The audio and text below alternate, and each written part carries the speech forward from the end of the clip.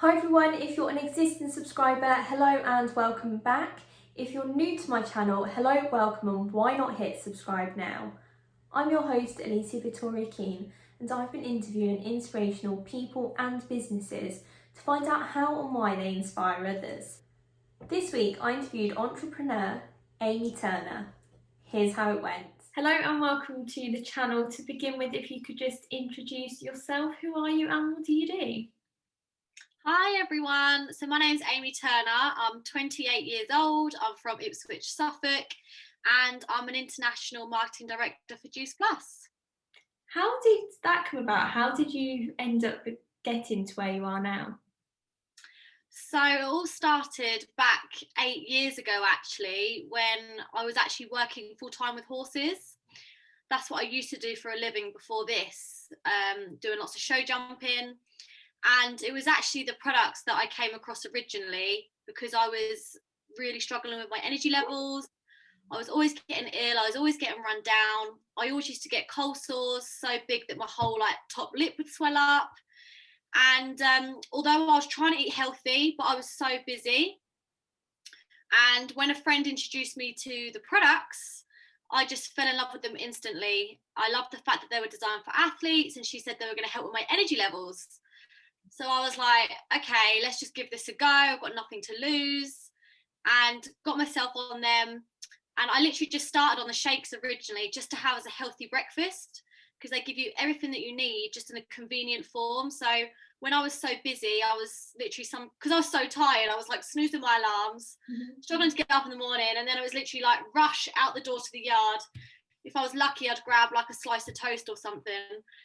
But that's obviously not the right nutrition that I needed to fuel me for being on my feet all day. So I started my day with a shake. It's got everything that I need, slow release energy throughout the morning, really tasty, really filling, and literally just started to have loads more energy within as quick as a couple of weeks. Loads more energy, so much I even started to get up before my alarm, which used to be unheard of for me. And this is when I was back living at home. My mum was like, what the hell has happened to Amy? She's even up before her alarm now. And I even actually started to then want to work out and exercise before then getting to the yard at 8 a.m. and doing horses all day. So the products had a massive impact on me. I started to feel amazing. I started to just have this, just start to feel really good in my own skin. I always used to struggle a lot with my confidence. I just started to feel really good, and I think it definitely is down to what you feel your body on the inside shows on the outside. And so that's how I sort of got started in it, was through the love of the products first. I didn't even know about the business, had no idea. And but I found myself naturally recommending the products to people, just as my family, my friends, people that I knew. People started to also say that I had this healthy glow about me, my skin was getting better, and they could just see this difference in my energy. So the girl that shared the products with me, she then introduced me to the business side. And funnily enough, at the very beginning, I actually thought, there's no way I'm going to have time to do that. I'm so busy with the horses. I'm competing up and down the country 2 or 3 times a week. I've got a yard of horses to ride, 10 horses a day. No way I'm going to have time. But I was open-minded, and this is what I would say to anyone in any area of life: is stay open-minded. So I got information about it, and I looked into it because I was curious. And when I actually looked into it and found out everything about it, again, I loved it. For me, because I was super busy, it was no stock. So I didn't have to do any of the delivering. There's no money handling, no posting. And I could literally just do it from my phone, from anywhere, from home. And I saw the earning potential. I mean, there's 120k in bonuses. You can you get your very own website and online business. Yeah, so I just was like, wow, that just sounds amazing. I'm just going to give it a go. Again, a bit like how I was with the product side of things. I thought, why not just give this a go? What have I got to lose? It's very, very low starter fee. I mean, it's £50 to join for your very own online health. So that's how I got started. And I literally just joined at the very beginning, literally just to earn a little bit of extra money each month. It was literally just an extra £100, £200 a month. And I thought if I could just earn enough to like cover my products and have a bit more, have a bit of fun money each month, because again, even though I was doing my horses, which was my passion, still is my passion, there was a lot of things I was struggling with, you know. I don't know, I mean, you horsey, Alicia? I am. Yes, okay, so you'll know what I'll probably, maybe you might know a little bit about this, but I think sometimes people think as soon as you say you're horsey that you're rich, you've got loads of money. And even though we had the horses, you know, my whole life, because we've had horses my whole life, I was sort of born into the horses, like our family's horsey. And we had to sacrifice a lot to be able to have the horses. Like we couldn't have other things. We didn't have like a nice house, nice car. We never had holidays, never had anything like that. And to be honest, like for me, when I was running my own show jumping business, although I loved it, I was like, I started to feel like, is this it?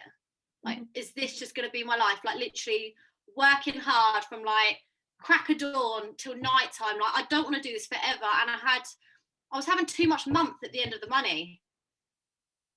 And I really wanted to get on the property ladder. I really wanted to get my first house. And it just wasn't possible doing what I was doing. I started, actually before I started this, I did get a little job at Pizza Town doing a bit of waitressing in the evenings. But that's the thing with like those type of jobs, is that you turn up, you get paid, you know, you're restricted on what you can earn. You know, there's not always many promotions you can go for to get a pay rise or to get that next level.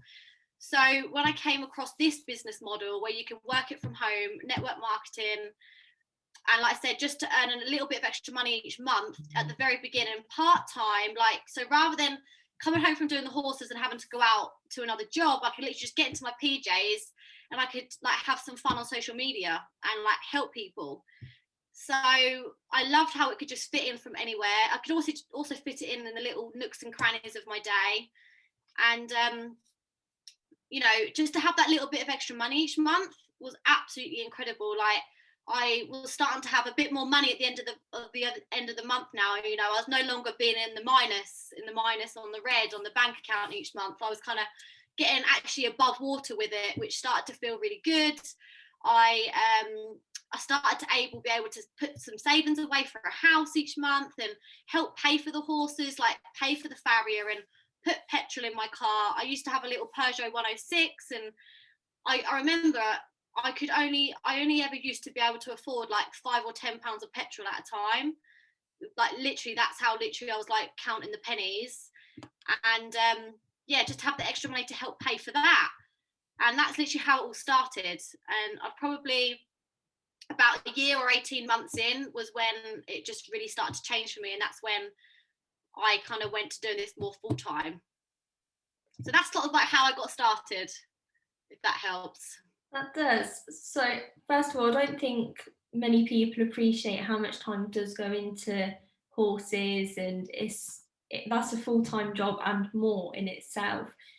Do you still have the horsey business? I still have horses, but no longer as a business. I haven't done it as a business now for about 6 years. Okay. So it's really, for me, that's just ideal. I mean, one of the other reasons why I actually don't do it as a business is because I had a terrible accident with one of my horses, actually. So I'd started this Juice Plus business the start of 2013. And then, just like I said, with the assumption of just doing it part-time, just earning a little bit of extra money on the side, like that was it. Because at the time, like my horses was my main priority. I didn't want anything to get in the way. Like that was my focus. And I was doing really, really well in the show jumping world, really like successful, really hot, like quite high up. But I was at a show like normal in the summer of 2013, so 6 months after I joined, and I was warming up my horse Poker for the 130 class, and it was at Western Lawns, and just like normal, everything like normal. Went in and he jumped a cracking round, and then it was literally just came to the last combination, so a triple, and basically he jumped, and as he landed from the first part of the combination, like I felt as we landed, I felt him fall, and there was apparently a massive crack, and he then basically like fell from underneath me, And then we ended up at like literally into the bottom of the second element of the next jump. And he just sort of like sat like a dog. And I got off, sort of like slipped off, because normally, you know, I've had falls on horses and horses have fallen over. They just get up. I was like, he's not getting up. So I got off. And basically when I got off, I could see that he'd totally broken his back leg. Like it was twisted the other way. So obviously that was awful and traumatic, just awful. Like, let's just move on from that. Yeah. And really, like, things just, it wasn't like an overnight change, but things after that, like, it just got really hard. Obviously it took, I didn't know if I even wanted to jump again, let alone or ride again after that. You know, it really knocked my confidence. We lost poker. Obviously, when they, if in case anyone watching this doesn't know, who's not horsey, if they break their leg like that, you can't just tell a horse to put their leg up for 6 months or however long and not do anything. There's no saving him. Like, that was it. And I've never experienced anything like that. Just going about your day-to-day life, and all of a sudden, just you hear things like that happening to people, but you never think it's going to happen to you. And again, people that are watching this that aren't horsey might just think, oh, it's just a horse. They're part of the family. Yeah, 100%. And I just think, I felt guilty for a very long time that I wasn't injured. I just felt for so long, how did I not get hurt?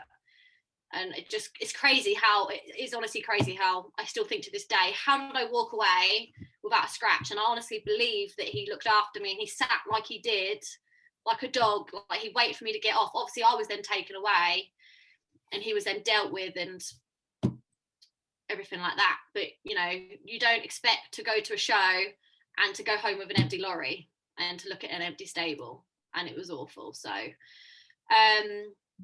so it was sort of after that, gradually over time, that through like some of the, like the darkest time of my life, that this business was like a real positive light for me, like the positive mentors, like the friendships I'd made. And I guess it was kind of something for me really positive to throw myself into, that kind of took me away from the pain of what I'd experienced with my horse. And obviously doing that as a living, I always massively struggled with my confidence anyway, in terms of being able to show jump and believing in myself, and it's something I really had to work on over the years. So when you then experience something like that, it made it really hard. And I got the chance to ride another horse, and I did eventually go on for another year or two and do really successful. But again, I just couldn't see myself doing this forever and actually show jumping for a living and having the pressure to win all of the time, to pay bills and everything like that. So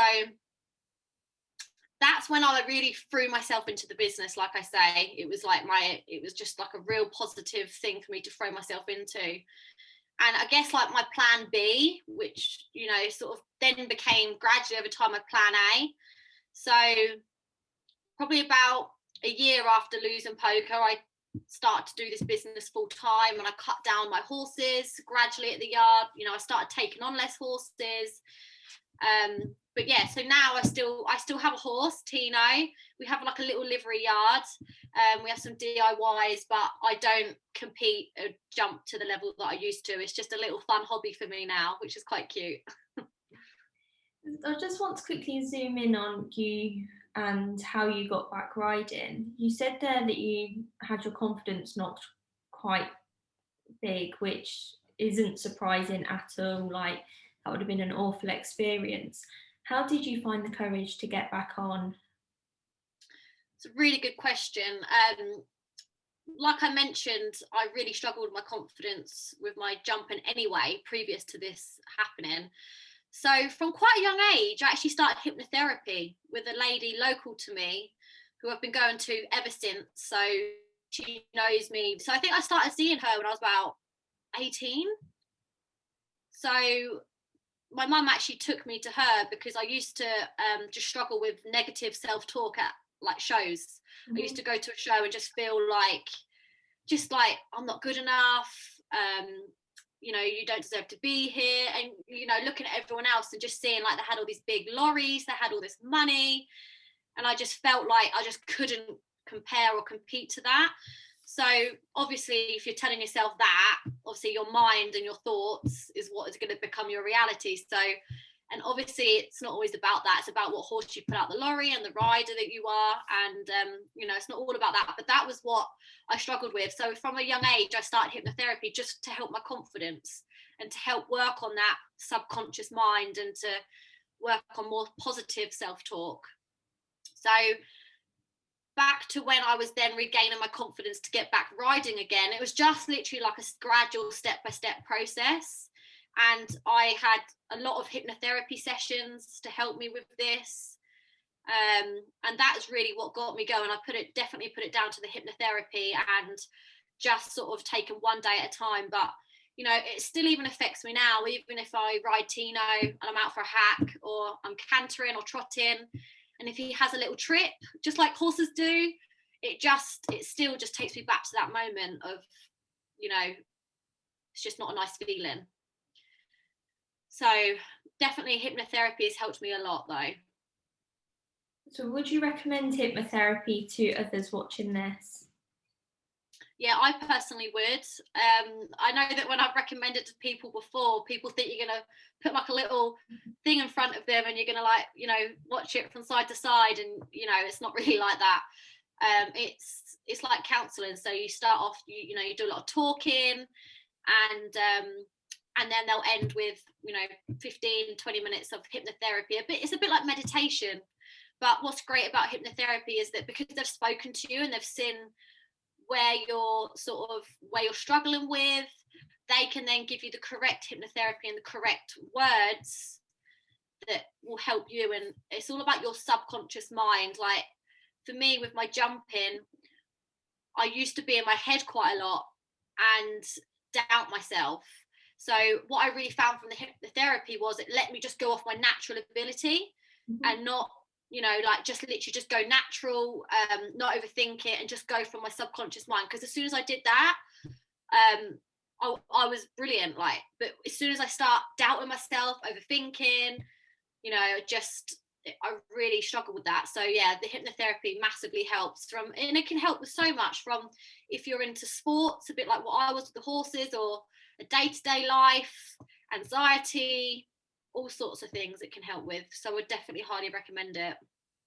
I personally have had hypnotherapy as well, and I would also highly recommend it. And I know with me, it got to the stage where I always said if I could remember walking the course when I was show jumping, then I wouldn't do well. But if I walked it in that almost like meditation state, then guaranteed I would do well. So I am with you on the hypnotherapy side of things. Awesome. I love it. It's so nice. So not everyone gets it, do they? They don't. And like you say, everyone thinks it's a bit something out of Little Britain where it's like you're in the room and now you're out, but it's not. Exactly. And like I always say, you know, about anything, just be open to it. I would just encourage anyone to be open to it and just see if it works for you, because you never know unless you try. You don't, and it might not work for everyone, but like you say, if you don't try, then you'll never know. In terms of your like horse business, do you think having that experience from a fairly young age has helped with your business now? I think, yeah, just you know, having to go and do it, you still got to go and feed the horses, work the horses, exercise the horses, rain or shine, whether you feel like it or not. If you don't want to, the horses still need to do, you know, because obviously everyone has days where, you know, it's like motivation is like it's like a bath. Like keeping motivated is like having a bath. You have a bath, you're clean. You have a hot bath, it's hot and you're clean. But if you don't like have a bath regularly, you know, you're not going to stay clean and stay warm, sort of thing. So it's a bit like that with motivation. You're going to have days where you're not always feeling like it, and you've got to keep yourself motivated and focused. So I used to focus on the shows. So the shows used to be like, you know, today will be worth getting wet because I've got a show this week to work towards. So I was always working towards something. And that's what definitely, I think my whole life, I think no matter what it is that I'm doing, I'm always like working towards an end goal, whether it's in the next week or a few weeks, or whether it's months or years away, like just always knowing what I'm working towards. So I think having that mindset in my Juice Plus business has massively helped, because, you know, again, you know, I don't always feel like showing up on social media and, you know, being there for my team or looking after my customers. You know, I have days when I'm struggling, especially in this lockdown. You know, it's not always easy.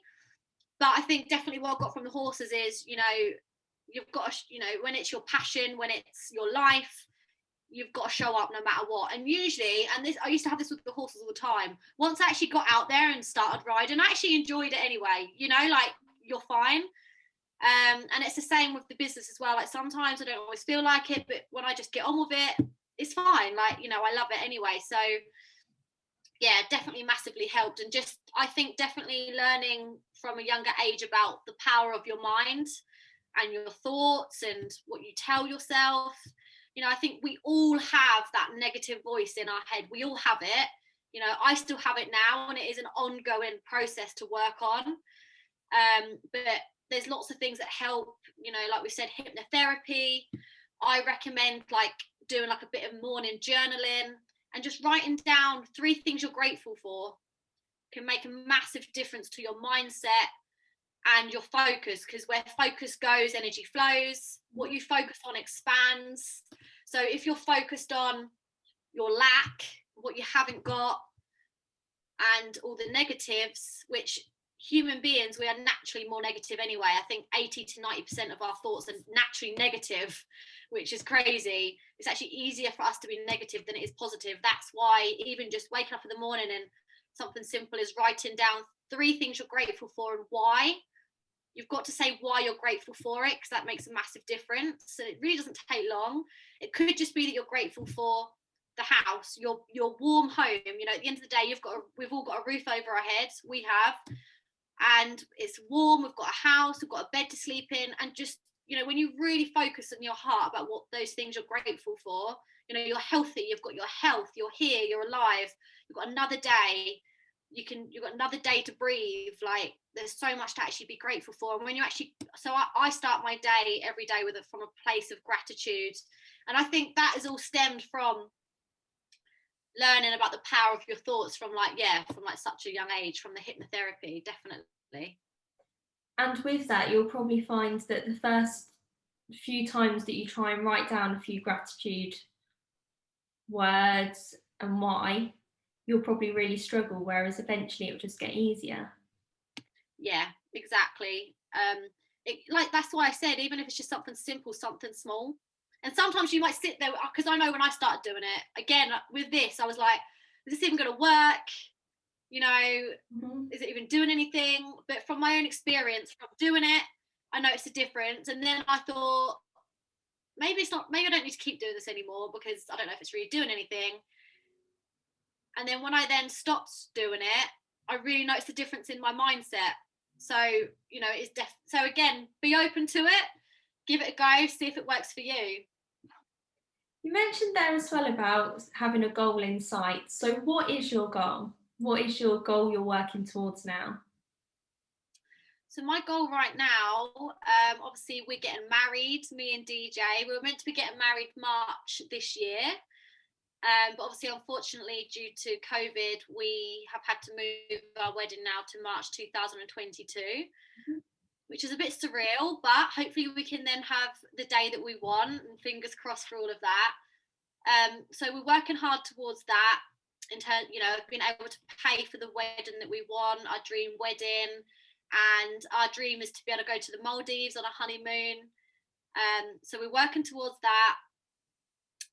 I want to invest in more properties. So the house that we live in now is not our sort of forever house, not our family home. So my goal is to, I'd love to be in a position to be able to rent this out and then buy like our next family home, 5-bedroom, you know, bit of land for the horses. So that's sort of like the ultimate end goal. But then I am also working towards potentially buying another small property, like maybe a little cottage or a flat that I can renovate. yeah, I really want to get into that. Scares the hell out of me. I don't know what the hell I'm doing with property and all that. But again, you've got like, I find myself keep repeating it, but I think anything that you do before you do it is scary though, you know. Before I started my business, it was scary. Before, there's been lots of scary moments in my, you know, equestrian career. I think again, it's about getting outside your comfort zone, and you'll figure it out. You know, I'll find help. I'll ask friends. I'll ask for recommendations, and you know, again, just take one step at a time. I think you can kind of like look at a big goal and just chunk it down. So yeah, so like they're like my goals that I'm sort of working towards, which is super exciting. I think in this lockdown, I do think it's super important to try and have things to look forward to, because at the end of the day, we don't really have a lot to look forward to right now, which is, you know, it's really tough for us all right now. But we've just got to, I mean, I'm just taking one day at a time. Obviously, I've got those bigger end goals, but yeah, so just even just something small is like also like weekly goals in this lockdown. You know, clearing out one room of the house is, you know, like last weekend I cleared out my office and it just felt really good, really positive, and down, and that's really tough. I'm definitely finding it tougher in this lockdown, but I'm just thinking, well, we're nearly at the end of January now, so I think once you get January out the way, you kind of get, February's like a short month, you get into spring. But January is always definitely, I think I've always found January a tough month. So yeah, so from the bigger goals to even just smaller like weekly wins and weekly goals. And obviously I want to hit my next promotion. At the moment I'm international marketing director, and my goal is to hit executive marketing director by the 1st of July. That sounds really good, and that's a really great tip as well, that instead of, obviously you've got like a huge goal, but to break it down into chunks will make it so much more manageable. So fantastic tip for anyone who's watching this. Amy, thank you very much for sharing your story on this channel. Finally, I do have 10 very quick questions. Yeah, let's do it. Okay, are you ready? Yeah, I'm ready. Chocolate brownies or cookies? Cookies. 100%. Favorite... It's got to be gooey ones. Ooh. Favorite country? Sorry, say that again. Favorite country? Oh, that's a good one. Oh, anywhere hot. Ah, that's a get out. Okay. God, I'm trying to think all the places I've been now. Probably Florida. Yes, Siesta Key, Florida. Cool. One tip for being your own boss? Wait, just have a clear vision. And well, no, not a clear vision. I'm going to say have a clear why. Mm-hmm. Why are you doing what you're doing? What's your why? Like, what is driving you? And make sure that's crystal clear. Whether it's doing your business to pay for your rent, whether it's doing your business to pay for, you know, for you to be able to get your first home, just doesn't necessarily matter why you're doing it. Just making sure that you know what your why is, Mm-hmm. and making sure that you're knowing that every single day and it's crystal clear, because that will drive you through the good and the bad days. That's a good one. Very good tip again for anyone who's watching this. Next question, favourite type of dog? Frenchie! Why is that? I just got a Frenchie not long ago, Pascal. Cute. If you could travel to space, would you? God, I want to say yes, but I'd want to make sure it's safe. Yeah, I think that would definitely be key. Yeah. Describe your future in one word. Exciting. One thing that scares you. Public speaking. Oh, really? It scares me, but I love it. Like, it's kind of like I love it, but I'm scared of it. But I'm so nervous before, but I love it when I actually do it. And then I always feel so proud of myself afterwards. But, you know, like you just get the nerves beforehand. And again, like that doubt then creeps in. So I have to be like, no, positive, you can do this. But yeah, then once I get on there, I'm fine, and then I feel really good afterwards. And some nerves are good. It's good to have good nerves. If you weren't nervous sometimes, then you'd probably wonder why. Next question, favourite film? Oh, good one. See, I'm not good at these fiery questions. Film. Oh, God, what's that? It's the horsey one. That racing one. The It's little, not Secretariat. That's a racy the one. other, yeah, that's a really good one. But the other one, the little horse, like 15 hands, little racer. Oh, so good. Okay, I'll just say Secretariat. Okay, I can't think what it's called either. I'm gonna have to go Google You it. know what I mean? Yeah. Oh yeah, and I always cry at movies. Like honestly, I do love a good movie, and I always get emotional, even if it's not even that emotional. That's me. I cry at what's it called? Britain's Got Talent. Oh my god, me all of the time, and DJ's like laughing at me, like what? I Yeah. think it's because I don't know if you do it, but like I imagine I put myself in like their shoes, and I'm like, oh. Yeah, literally. Next question, random food combination that you like. Random food combination I like.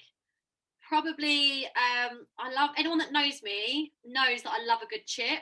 Like I love chips. So chips with ketchup and mayo. Oh, that's a good one. I like that too. And loads of people are like, really? Yeah. Do you know what you should try? A chip butty with ketchup, mayo, and sweet chili.